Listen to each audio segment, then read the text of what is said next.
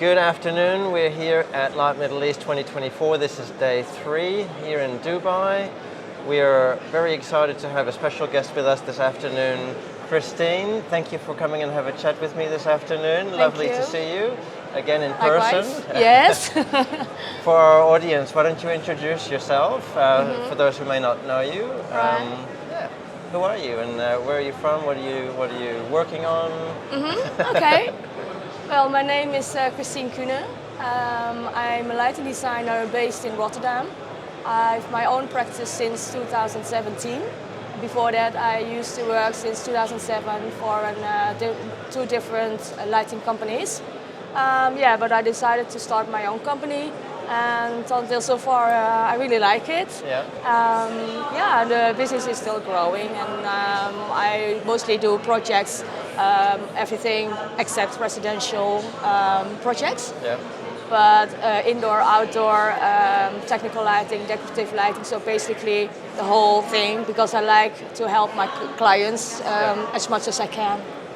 Have you always been in lighting, or did you transition into lighting from another industry? Well, before the lighting industry, I was always in a commercial business, but I did different kind of stuff. Okay. But lighting always attracts me. Maybe it's because I am born in December, so that's the dark month. The dark moment. You need light. We need light, and we need good light, and that's it. But at the moment I think mostly all lighting designers, how do you call it? It's like, I call it the lighting fever. Once you have it, you never get rid of it. You don't get rid of it. But it's a good fever. And I like really also the community in this case. So what has your work been like? I know you mentioned you do the different projects, but overall, like, how do you feel like your work is it just in Netherlands, in Europe, or also internationally? Well, I wish it was internationally, but so far it's only in the Netherlands. And I just work on my own, so I take the projects that I can do. I rather have 5 good clients instead of 20 projects at the same time, you know, because we need to still have the focus and the attention for the clients and the projects. So now we're in Dubai. You've made it all the way from the Netherlands, all the way here in Dubai. You've been here for all 3 days? Yeah, I've been here for all 3 days. What has been your experience so far? What have you sort of had a look at? Have you been to the Think Light talks?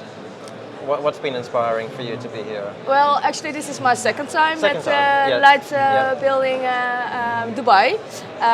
So last year was my first, and it was really, I was really amazed about all the talks. It's very inspiring. Again, all the people, all the lighting friends I've met here, and I've met them again. So it's really all about the connections. Connections is very important for me, you know, because I can learn from my colleagues from all over the world. That's really also inspiring. But here the last 3 days, the Think Light talks, in Spotlight is also very, very.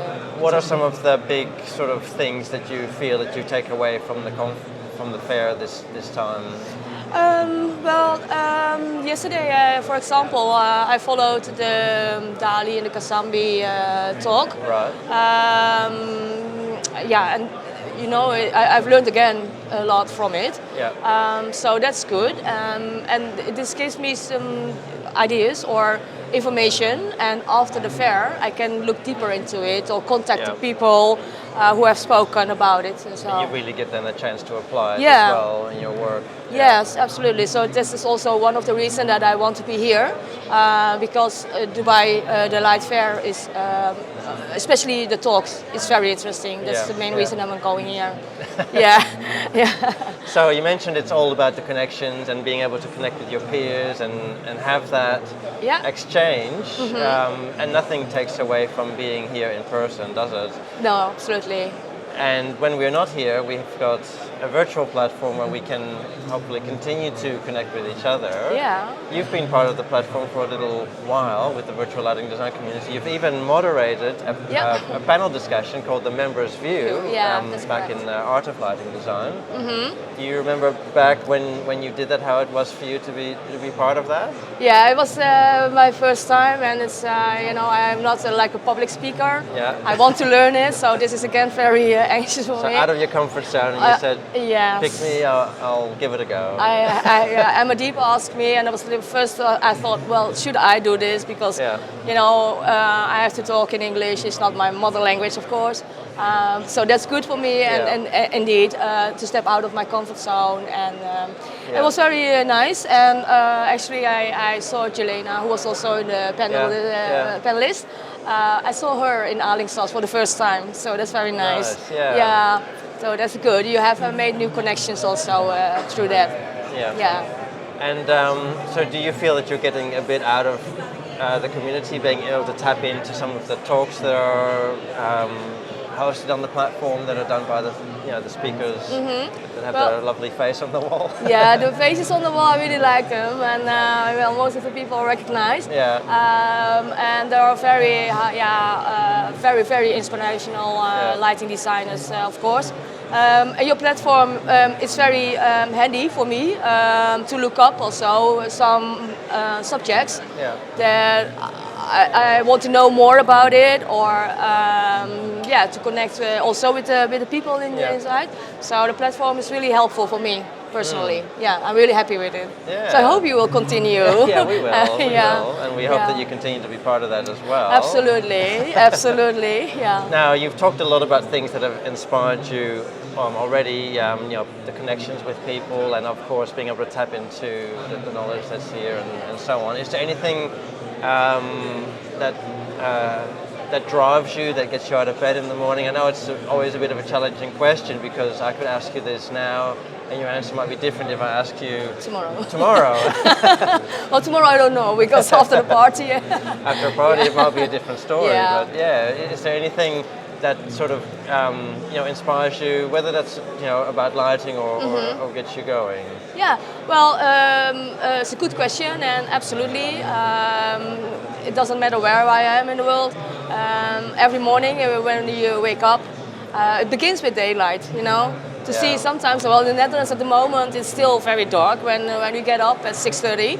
It's still dark, but even then, if I walk the dog and it's... So you get light first thing in the morning? First thing in the morning, and when I walk the dog, it's still dark, and during the walk, it's getting the sunrise, which is very beautiful. I make a lot of pictures during my walk with the dog, and it continues during the day, being your own, having your own company, you have to get out. You cannot call in sick or something else. So I need to. It begins and ends with you, basically. Yeah, but it gives me a lot of energy, and every day is different, So I do a lot of stuff and different kind of customers, and this also makes my job very interesting and fun. And then in the evening when you get home, you have your family, you have a nice dinner, a cooking meal, and also the light is very important for everyone. Essential, everyone, I think, Now you mentioned that you've got a small practice, you're by yourself, so it's a different thing when you have to be a designer as well as a businesswoman. Yeah. And that is different than when you have a pretty big practice with a lot of staff and so on. Yeah. How do you feel that impacts? And the other question following on from that is, we have a lot of younger people also in the platform who are entering into the lighting design industry. What kind of advice could you have for them? From your perspective, that it's quite doable to have your own practice. I think first of all, get into the community of VDL, VLDC, part of VLDC. That's important. Then you can have advice from different people.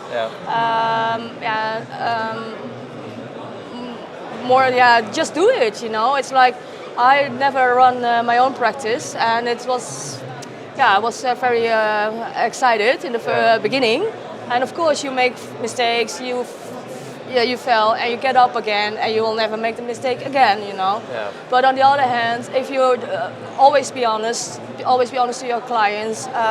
Just say, you know, I just started, or yes. this is new for me, and you will see that everybody wants to help you. So that's no problem, so you know. The support network is there. Yeah, your network is there. Build your network and dare to ask. I may say, dare to ask. Yeah. Yeah.